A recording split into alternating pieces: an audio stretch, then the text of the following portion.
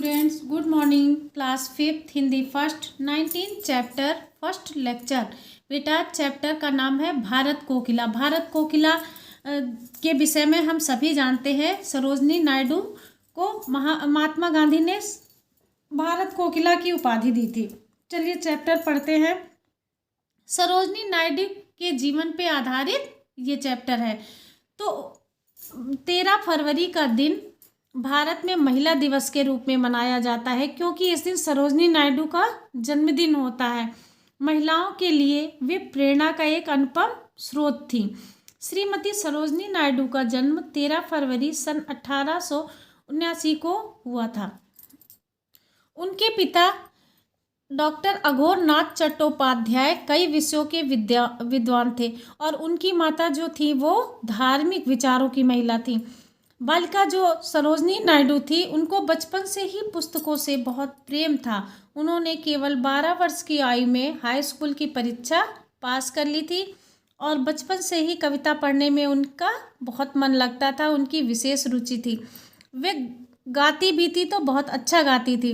11 वर्ष की आयु में उन्होंने पहली कविता लिखी जिसकी बहुत प्रशंसा की गई और उन्हें प्रोत्साहन मिला और इससे सरोजनी नायडू ने 1300 पंक्तियों की एक लंबी कविता the lady of the lake लिख डाली।